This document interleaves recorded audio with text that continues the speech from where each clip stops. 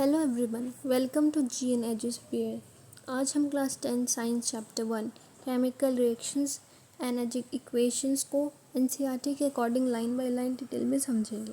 So let's start. Consider the following situation of daily life and think what happens when. यानी कि हमें अपनी daily life से related कुछ सिचुएशंस को इमेजिन करना है, सोचना है और बताना है कि उस कंडीशन में उनको अगर छोड़ दिया जाए तो क्या होगा।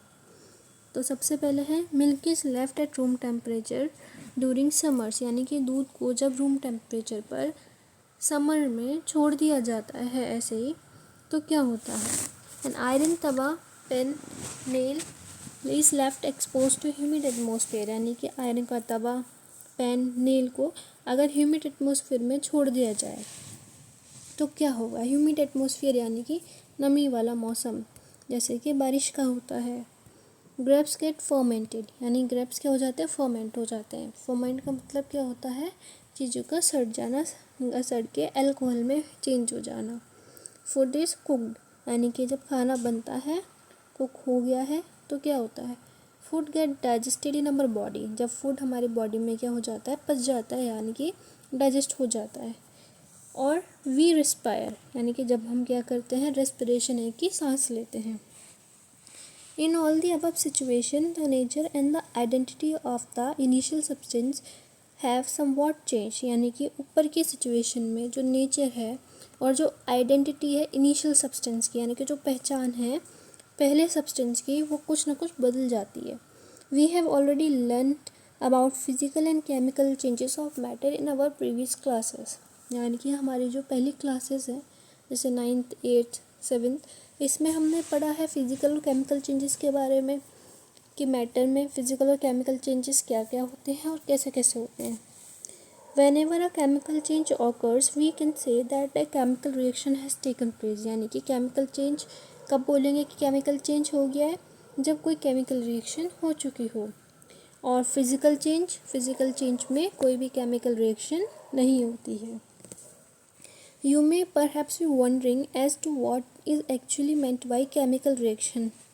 अब हम यहाँ पर ये सोच सकते हैं कि केमिकल रिएक्शन का मतलब क्या है। How do we come to know that a chemical reaction has taken place। तो हमें कैसे पता चलेगा कि केमिकल रिएक्शन हो चुकी है। तो let us perform some activities to find the answer to these questions। यानी कि इन एक्टिविटीज़ से मतलब कि हमें क्या करना है, कुछ एक्टिविटीज़ हम परफॉर्म करते हैं ताकि हमें इस क्वेश्चन के आंसर्स मिल जाए कि केमिकल रिएक्शन क्या होती है। तो सबसे पहले है एक्टिविटी 1.1। सो इसमें क्या दे रखा है, question the activity needs the teachers assistance, it would be better if students wear suitable eye glasses. यानी कि जो केमिकल रिएक्शंस या फिर एक्सपेरिमेंट हम देखने जा रहे हैं उसमें टीचर की मदद लगती है। तो ये बच्चे अपने आप से खुद ट्राई ना करें, और अगर कर भी रहे हैं टीचर के सुपरविज़न में तो वो आई ग्लासेस पहनकर, चश्मा पहनकर करें, जो पार्टिकुलरली लैब के लिए होता है। तो clean A magnesium ribbon about 3 to 4 centimetre long bye rubbing it with A sand paper. तो हमें एक मैग्नीशियम रिबन लेना है जिसकी लेंथ 3 से 4 सेंटीमीटर हो और उसको सैंड पेपर से रब करके साफ़ कर लेना है। मैग्नीशियम एक मेटल है, ऑब्वियसली उस पर रस्ट लगता है, जंग लगता है। सैंड पेपर जो क्या होता है, एक तरीके का पेपर होता है, उसका जो टेक्सचर होता है जिससे क्या जंग छुट जाता है। तो इसीलिए मेक श्योर कि मैग्नीशियम रिबन के ऊपर जो जंग है वो हम उसे अच्छे से साफ़ कर लें सैंड पेपर की मदद से। Hold it with a pair of tongs, burn it using a spirit lamp और burner and collect the ash formed in a watch glass as shown in figure 1.1। Burn the magnesium ribbon, keeping it away as far as possible from your eyes। तो अब हमें क्या करना है, एक पेड़ लेना है टोंग का, मतलब चिमटा टाइप होता है केमिस्ट्री लैब में, उसे हम टोंग बोलते हैं। और एक स्प्रिट लैंप लेना है या फिर बर्नर ले ले, उसमें उस फायर को जलाना है और उसकी जो राख बनती है उसको एक वॉच ग्लास में इकट्ठा करना है। और जब रिबन को हम बर्न कर रहे हैं तो हमें मेक श्योर करना है कि वो रिबन हमारी आंखों से जितना दूर हो सके उतना दूर हम रखें, नहीं तो उसका जो पार्टिकल्स है जब वो बर्न कर रहा है वो हमारी आँख में गिर सकते हैं। What do you observe. तो हमें क्या देखने को मिलता है, You must have observed that magnesium ribbon burned with a dazzling white flame and changes into white powder. This powder is magnesium oxide. It is formed due to reaction between magnesium and oxygen present in the air. तो हमें क्या देखने को मिलता है कि जब हम मैग्नीशियम रिबन को जलाते हैं तो वो डेजलिंग वाइट फ्लेम के साथ में जलता है, मतलब चमकदार वाइट कलर की फ्लेम के साथ में जलता है और वाइट पाउडर में चेंज हो जाता है।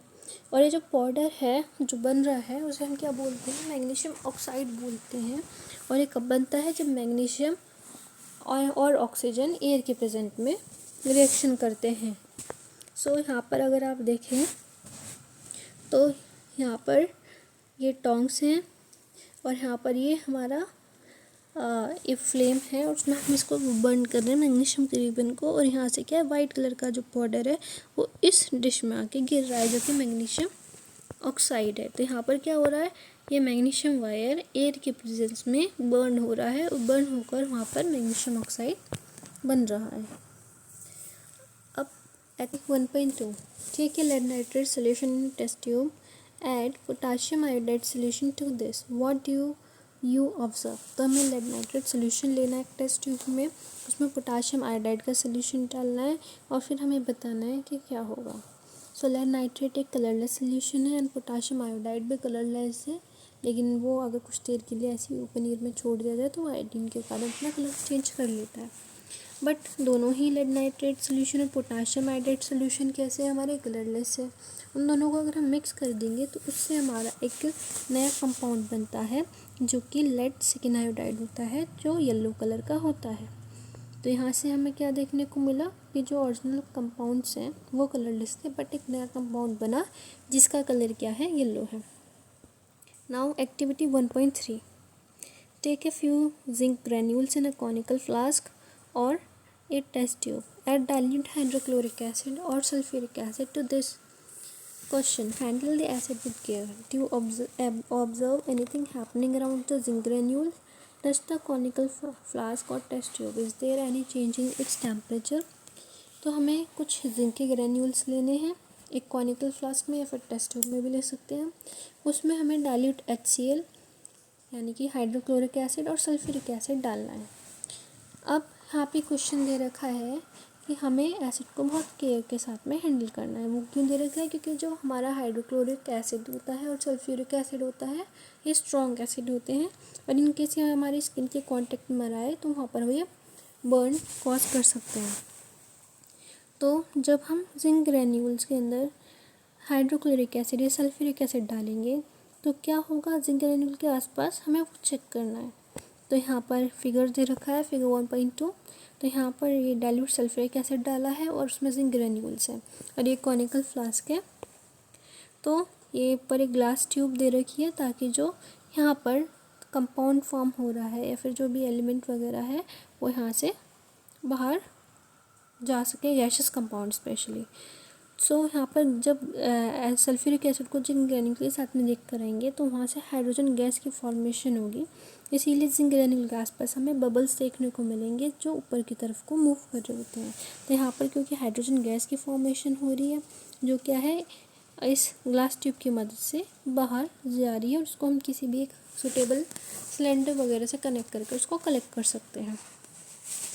From the above three activities, we can say that any of the following observation help us to determine whether a chemical reaction has taken place. तो ऊपर की तीनों एक्टिविटीज से हम क्या कर सकते हैं, पता लगा सकते हैं कि केमिकल रिएक्शन हुई है या नहीं हुई है। वो कैसे पता लगा सकते हैं, change in state, change in colour, evolution of gas and change in temperature. यानी कि हम उसकी स्टेट का चेंज करके पता कर सकते हैं कि उसकी स्टेट में अगर चेंजेस आ गए तो केमिकल रिएक्शन हो चुकी है, उसका अगर कलर बदल चुका है तो केमिकल रिएक्शन हो चुकी है, और अगर गैस की एवोल्यूशन हो रही है तो केमिकल रिएक्शन हो चुकी है, या फिर टेम्परेचर में अगर कोई चेंजेस आ रहे हैं तो ये केमिकल रिएक्शन हो चुकी है।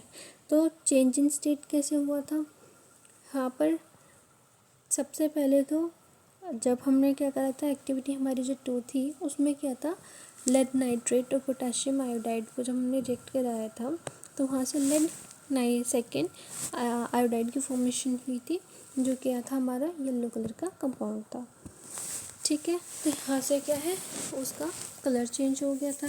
वहीं पर ये जो हमारी एक्टिविटी 1.2 है, यहाँ पर भी एक गैस की फॉर्मेशन हो रही है, जिससे हम ये पता कर सकते हैं कि हमारी केमिकल रिएक्शन हो चुकी है। साथ ही जो रिएक्शन थी ये एक्सोथर्मिक में हीट बाहर निकलती है, एंडोथर्मिक रिएक्शन में हीट हमें देनी पड़ती है। तो अगर हम इस फ्लास्क को टच करेंगे तो हमें यहाँ पर थोड़ा ये इसका जो है टेम्परेचर हाई मिलेगा, हल्का सा गर्म यहाँ से ये फील होगा।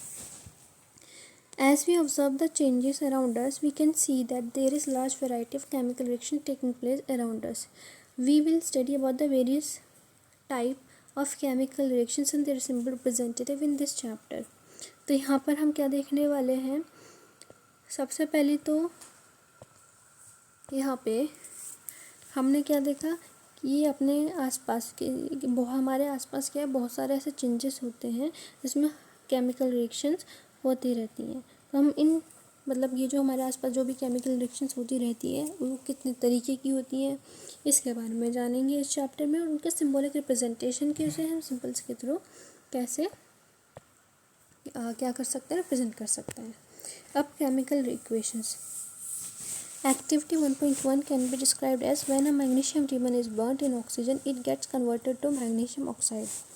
The description of a chemical reaction in a sentence form is quite long. यानी कि एक्टिविटी 1.1 में क्या डिस्क्राइब किया गया था कि जब मैग्नीशियम रिबन को हम ऑक्सीजन की प्रेजेंस में बर्न करते हैं तो वो मैग्नीशियम ऑक्साइड में चेंज हो जाता है।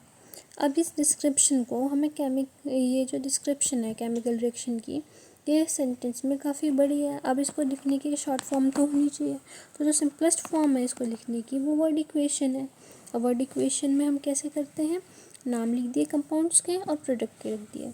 तो मैग्नीशियम प्लस ऑक्सीजन यानी कि मैग्नीशियम और ऑक्सीजन को हमने रिएक्ट कराया, इनको हम क्या बोलते हैं, रिएक्टेंट बोलते हैं। और उससे क्या प्रोडक्ट बना, हमारा मैग्नीशियम ऑक्साइड बना। अब the substance that undergo chemical change in reaction 1.1 magnesium and oxygen are the reactant, यानी कि जो सब्सटेंस हम क्या करते हैं आपस में रिएक्ट कराते हैं या फिर दो सब्सटेंस को मिलाते हैं हम, तो वो हमारे रिएक्टेंट कहलाते हैं। और जो नया सब्सटेंस या फिर कंपाउंड बनता है उसको हम क्या बोलते हैं, प्रोडक्ट बोलते हैं। जैसे कि यहाँ पर मैग्नीशियम और ऑक्सीजन को हमने रिएक्ट कराया तो हमारे रिएक्टेंट हो गए, उससे क्या कोई तीसरा कंपाउंड बना यानी कि मैग्नीशियम ऑक्साइड, उसको हम क्या बोलते हैं, प्रोडक्ट बोलते हैं।